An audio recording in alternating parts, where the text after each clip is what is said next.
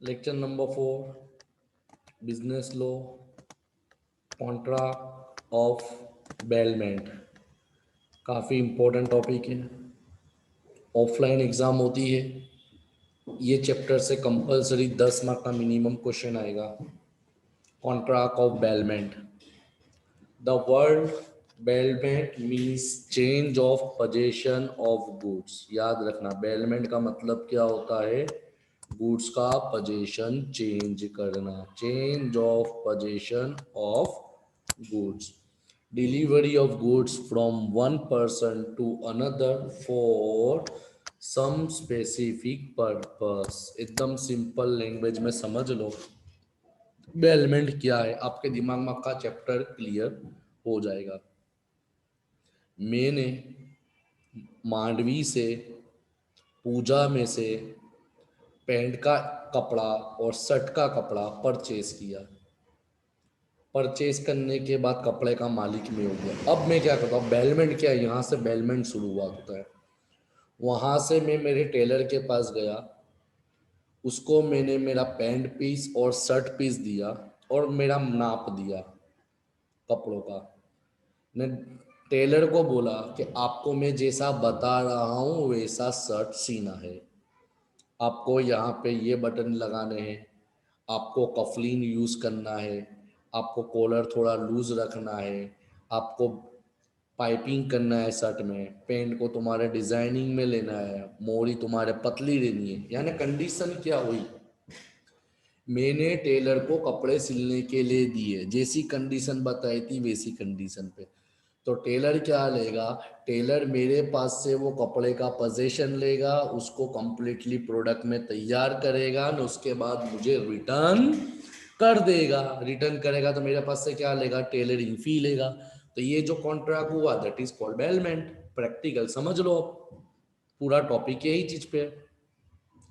According to section 148, bailment means delivery of goods by one person to another for some purpose upon a contract that when the purpose is accomplished, यानी आया ना कि जैसे ही मेरे कपड़े सिल जाएंगे, बी रिटर्न और अदरवाइज डिस्पोज ऑफ, या तो रिटर्न कर दिया जाएगा या तो दे दिया जाएगा, according to the direction of the person delivering them. जैसा मैंने कंडीशन बताई थी कि भाई मेरा ब्रदर आके ले जाएगा या मेरा दोस्त आके ले जाएगा या तो मैं ले जाऊंगा, यानी सिंपल डिलीवरी कंप्लीट करना, दैट इज कॉल्ड बेलमेंट। देखना, this means in the contract of bailment one person deliver goods to another person for specific purpose. When the purpose is over, the goods are returned to the owner.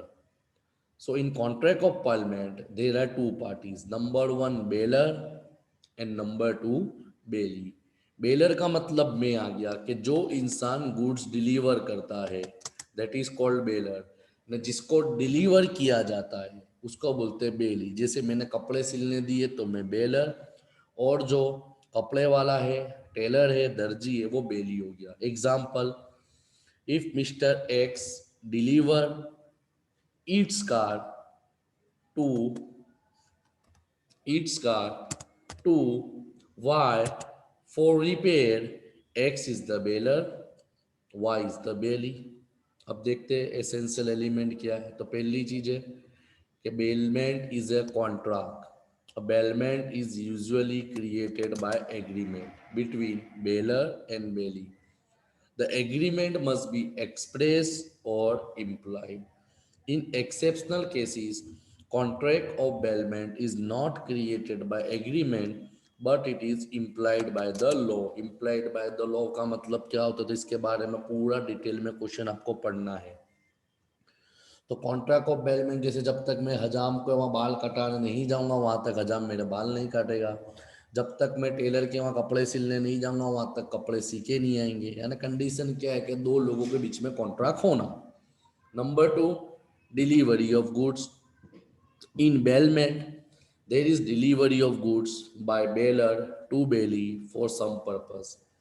Here, delivery means only transfer of possession. Possession का मतलब मैंने Taylor को सिर्फ कपड़े का possession दिया है, कपड़े का मालिक तो अभी भी मैं हूँ। Clear? The ownership of the goods remain with bailee, बराबर। The ownership of goods it remain with other. Other का मतलब क्या होता है? अदर का मतलब क्या होता है? बेलर, यानी जो देने वाला है। नाउ डिलीवरी ऑफ गुड में बी एक्चुअल और कंस्ट्रक्शन। यहाँ पे एग्जांपल बहुत अच्छा दिया हुआ है। A person deliver his car to repair station for repair, this is actual delivery. ये कंस्ट्रक्टिव का मतलब क्या होता है? Delivery of key of a car to mechanic of repair station, ये हुआ कंस्ट्रक्टिव रिपेयरिंग कि भाई तुम मेरे घर से गाड़ी पिकअप कर लेना। तो पहला था कॉन्ट्रैक्ट, दूसरा था डिलीवरी ऑफ गुड्स, तीसरा पॉइंट आता है स्पेसिफिक पर्पस। स्पेसिफिक पर्पस का मतलब कि यही तो बेलमेंट है, कि बेलमेंट जो होता है कोई स्पेसिफिक मकसद के लिए होता है। जैसे मैं टेलर के वहाँ जाता हूँ तो कपड़े सिलने जाऊँगा, मैं कोई बार्बर के वहाँ जाता हूँ तो बाल कटिंग कराने जाऊँगा, अगर मैं कोई जूते सिलाने वाले के वहाँ जाता हूँ तो वहाँ जूते लेके जाऊँगा, यानी कोई स्पेसिफिक मकसद के लिए ही जाऊँगा। If the goods are delivered by mistake to person, this is not bailment. ये एमसीक्यू में आ सकता है कि अगर गुड्स गलती से तुमने किसी को मिस्टेक से दे दिए तो इसको बेलमेंट बोला जाएगा नहीं। क्लियर? ये सब एमसीक्यू में याद रखना है। उसके बाद पॉइंट नंबर 4 कैरेक्टरिस्टिक क्या बोलता है? Return of specific good. जैसे ही टेलर ने मेरे कपड़े को, कच्चे कपड़े को पैंट और शर्ट में कन्वर्ट कर दिया तो कॉमन है टेलर की जिम्मेदारी है कि वो गुड्स वापस से स्पेसिफिक ओनर को रिटर्न कर दे। Under the contract of government, it is agreed that when the purpose is achieved, the goods shall be returned or disposed according to direction of labor bailor. Now, if goods are not returned, it is not bailment. Clear, simple है। तो ये तुम्हारे चार characteristic हुए। कौन से? Contract होगा, दूसरा होगा डिलीवरी ऑफ गुड्स, स्पेसिफिक मकसद, रिटर्न ऑफ गुड्स। अब आता है IMP question. What are the rights and duties of बेली? बेली का मतलब यहाँ पे एज्यूम कर लो, मैं तुम्हारी अंडरस्टैंडिंग पॉइंट के लिए बता देता हूँ। एग्जाम्पल के तौर पे टेलर को अपना क्वेश्चन में एग्जाम्पल इसी का ही रखेंगे ताकि आपको समझ पड़े कि जो टेलर है, अपने टेलर का एग्जाम्पल लेंगे, वो आपको समझ में इजी आएगा। तो नंबर 1, टेलर की जिम्मेदारी क्या है, राइट्स क्या है? तो what are the duties of bailor and rights of baler?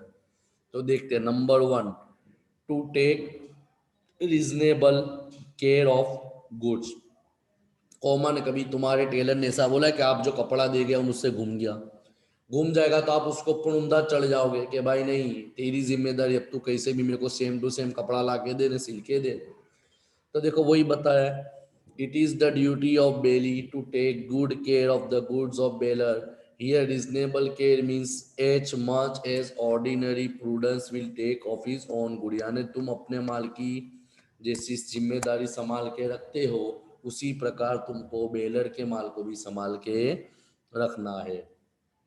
If Bailey does not take reasonable care, and if goods are destroyed or lost or damaged, he is liable for such loss. He is liable for such loss. यहाँ पे ही का मतलब क्या होता है? तो यहाँ पे ही का मतलब होता है बेली, यानी टेलर। हावेवर, ये बहुत काम की चीज है। In spite of barely reasonable care, if goods are damaged, lost or destroyed, then he is not liable. जैसे एग्जाम्पल के कोई नेचुरल आफत आ गई, कुदरती प्रॉब्लम आ गई, बेलन ने तो, बेली ने तो, दर्जी ने तो सही तरीके से रखा था मगर उसके बावजूद कुछ नुकसान हो गया, तो वो संजोगों में उसको प्रूफ करना रहेगा, वो संजोगों में बेली अपनी ड्यूटी से दूर हो सकता है। Point number 2, not to make unauthorised use of good. Unauthorised का मतलब कि जो मैंने कपड़े सीने दिए उसका कुछ गलत इस्तेमाल, अनऑथोराइज यूज इस्तेमाल नहीं करना है। देखो लिखा हुआ है, if bailee make unauthorised use of goods then Bailey is liable to make compensation to Baylor for any damage of good due to such use. Number 3, not to mix of bailor with his own good, यानी अपने माल के साथ उसको mix नहीं करना। तुमने देखा होगा जितने भी टेलर का एग्जाम्पल लो तो इजी रहेगा आपको लैंग्वेज में समझने में, कि जब आप कपड़ा देने जाते हो तो टेलर क्या करता है, सब मिक्स नहीं कर देता, आपको टुकड़ा काट के देता है, ताकि एक ने खुद के पास टुकड़ा काट के वो बिल में चोटा देता है, अटैच कर देता है, ताकि आगे जाके कोई प्रॉब्लम ना हो। तो वही बताया, it is the duty of Bailey to keep the good of baler separate from his own good. He cannot mix the goods bale with his own good without the consent of baler. If goods are mixed without his consent, तो क्या लगेगी, if goods can be separated, बेली को खर्चा उठाना पड़ेगा। If separation is not possible, अगर तुम goods को अलग नहीं कर सकते तो वहां पे पूरा के पूरा लॉस आपको कंपनसेट करना पड़ेगा। Point number 4, not to set up adverse title, यानी मेरे माल पे कोई एडवर्स टाइटल नहीं लगाना। बहुत काम की चीजें, कितनी बार मैं आपको प्रैक्टिकल बताता हूँ कि in bailment as the ownership of goods remain with the bailor, so bailey must hold the goods on behalf of the baler. He cannot deny the ownership right of baler. He cannot set up adverse title to himself of third party over the goods of baler. कितने लोगों को नहीं बताते भाई ये मेरा आज कपड़ा है, देखो पहन के देख लो। नहीं कर सकते कोई एडवर्स टाइटल तुम अपने माल का बेलर के माल का नहीं कर सकते। अगर ऐसा करा तो वो पूरे के पूरी चीज का रीइंबर्स करना पड़ेगा। Point number 5, to return any accretion to the goods, यानी कुछ ज़्यादा बच जाता है। जैसे एग्जांपल के तौर पे बात करें, मैं शर्ट सिलने गया, 3 मीटर कपड़ा लेके गया, 3 मीटर, अब 2.5 मीटर में मेरा शर्ट सिल गया, तो आधा मीटर अभी भी कपड़ा किसके पास है, टेलर के पास है। तो here it is the responsibility of tailor to return me along with my shirt आधा मीटर ऑफ क्लोथ। एग्जाम्पल बहुत अच्छा है, if there is any accretion to the good bale, it should be returned to the baler. Here increasation means increase in profit which have incurred. Example पढ़ो, A leave his cow in the custody of B to be taken care of. The cow is a calf, cow ने बच्चा दिया, तो भाई B की जिम्मेदारी है कि काउ के साथ उसको बच्चा भी रिटर्न कर दे। Point number 6, to return the goods, ये तो अपने डेफिनेशन में पढ़ा कि जैसे ही समय आएगा उसको माल रिटर्न करना पड़ेगा। We know that bailment is a delivery good for specific purpose.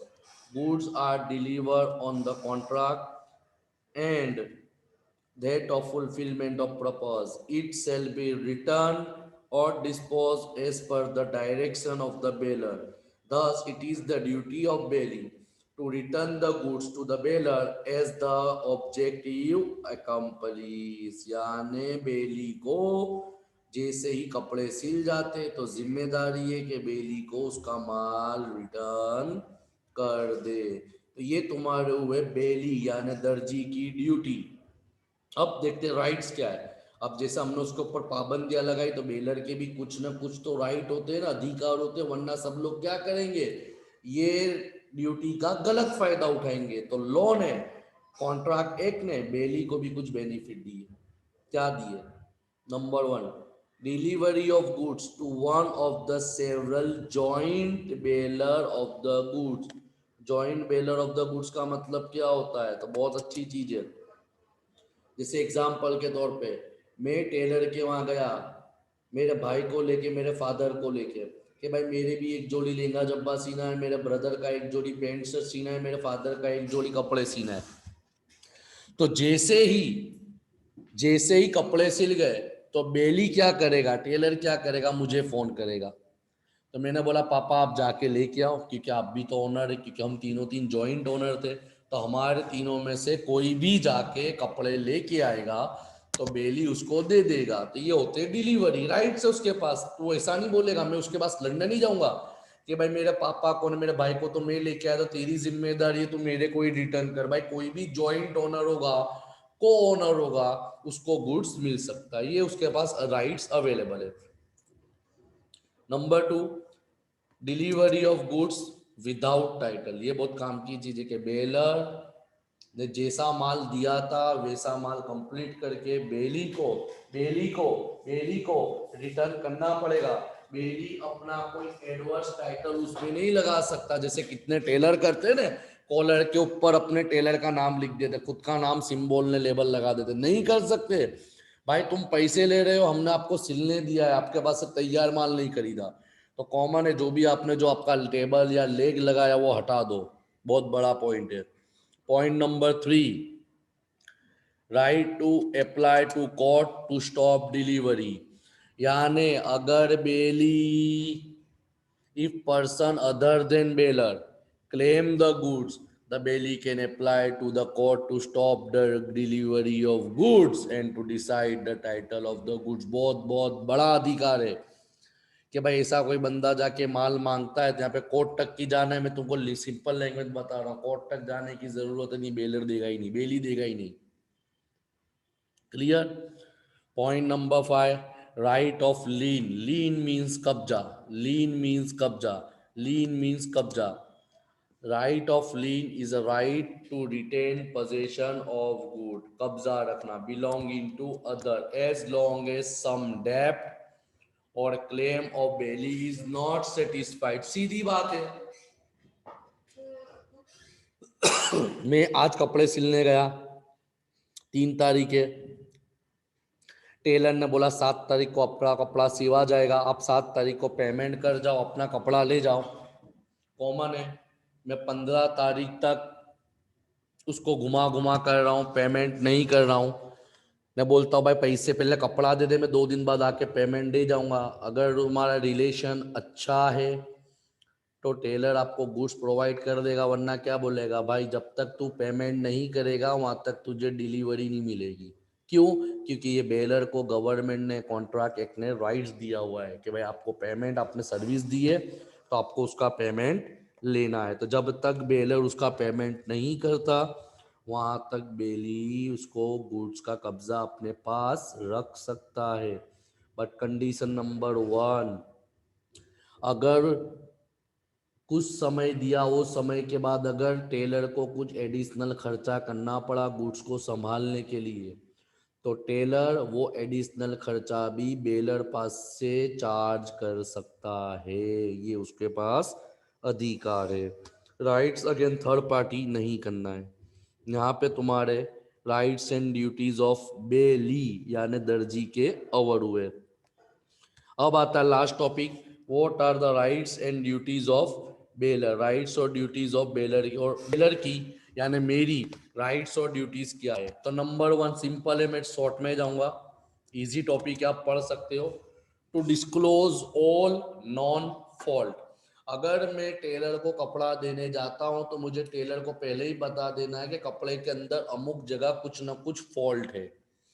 अगर मैं नहीं बताता ने कपड़ा खराब हो जाता है तो bailee is not particular responsible for such type of act. देखो लिखा हुआ है, the first and foremost duty of bailor is to disclose all the defect regarding the goods. If bailor does not make such disclosure, he is only responsible for damage caused to the bailee directly from failure. Example horse का दिया हुआ है। Number 2, to bear extraordinary expense. It is the duty of bailey to incur and bear reasonable expense of the bailment. It is the duty of bailor to bear the same. जैसे example, दर्जी कपड़े सीने के 600 रुपये लेता है, मगर मैंने बताया कि भाई मुझे कफलिन चाहिए, अब कॉमन है कफलिन कराओ तो एडिशनल चार्ज लगेगा। भाई मुझे बटन के बदले डायमंड बटन चाहिए तो कॉमन है उसका चार्ज बढ़ जाएगा, तो जो एडिशनल चार्ज है वो बेलर को उठाना पड़ेगा। Number 3, to indemnify the bailey for the loss in case of premature termination, termination means खत्म करना, of gratuitous bailment। जैसे एग्जाम्पल के तौर पे बात करें कि भाई मैं कपड़े सीने देने गया अभी दर्जी को, दर्जी ने कटिंग कर लिया, कटिंग कर लिया, उसके बाद मैंने बोला भाई मुझे तेरे पास सिलाना नहीं है, I don't like you as a tailor. तो टेलर मेरे पास से उसका जो अभी तक का जितना खर्चा हुआ है कॉन्ट्रैक्ट तोड़ने तक, तो वो खर्चा बेलई मेरे पास से मांग सकता है और मेरी जिम्मेदारी है कि मुझे उसको उतना पेमेंट करना पड़ेगा। Point number 4, receive back the goods, नाम से ही पता चलता है जैसे ही कॉन्ट्रैक्ट खत्म हो जाएगा, कपड़े सिल जाएंगे, मेरी जिम्मेदारी है कि मुझे लेने जाना पड़ेगा। हाँ, अगर कॉन्ट्रैक्ट में बेली ने बोला है कि मैं आपको होम डिलीवरी दे दूंगा तो बात अलग है, मगर मेरी जिम्मेदारी है गुड्स लेने जाना। ने टू इंडेमनीफाई द बेली, अगर कुछ नुकसान होता है तो मेरी जिम्मेदारी है। नाउ कम राइट्स, राइट्स क्या है, अधिकार क्या है, तीन राइट्स है। As far as the bailier are concerned, we say that duties of bailee are the rights of bailier. If the bailier, if the bailier come to know that bailee does not perform his duty, the bailier has a right to file a suit in the court. मैं कपड़े सीने दे के आया, baler ने सिले ही नहीं है, 7 तारीख दी थी, 7 तारीख को आपका कपड़े सिवा जाएंगे, उसने अभी तक कुछ सिया ही नहीं है, तो कॉमन है बेली ने, सामने वाले ने कॉन्ट्रैक्ट तोड़ा तो मेरी जिम्मेदारी में सामने वाले पे केस कर सकता हूँ। अब उसके साथ साथ मेरे को कौन से राइट्स दिए कॉन्ट्रैक्ट एक्ट ने, तो नंबर 1, अवॉइडेंस ऑफ कॉन्ट्रैक्ट, जब चाहूँ मैं कॉन्ट्रैक्ट टर्मिनेट कर सकता हूँ, मगर ऊपर पड़ा कि जब कॉन्ट्रैक्ट टर्मिनेट कर रहा हूँ तो उस समय तक जितना एक्सपेंस या खर्चा हुआ है वो मुझे पे करना पड़ेगा। Number 2, to recover possession of the goods, मैं अपना पोजेशन जब चाहूँ तब मांग सकता हूँ, मगर मैंने बताया ना कि ड्यूटी क्या है कि भाई उसको पेमेंट करना पड़ेगा। ने कंपेंसेशन फ्रॉम रॉन्ग डोर, बहुत बड़ा पॉइंट है। When third person prevent the baler from obtaining possession of good, baler can bring in exchange again third party, जैसे मेरे नाम पे कोई और बेली पास से ले गया तो मैं वो थर्ड पार्टी के ऊपर भी केस कर सकता हूँ। क्लियर, यहाँ पे तुम्हारा चैप्टर नंबर 4 अवर होता है, ये अपने सिलेबस में नहीं है। क्लियर, फाइंडर ऑफ गुड्स हम लोग पढ़ेंगे यूनिट 4 के अंदर। तो यहाँ पे तुम्हारा chapter number 4 helmet most time पे टॉपिक ऑटोमेटिकली अवर होता है।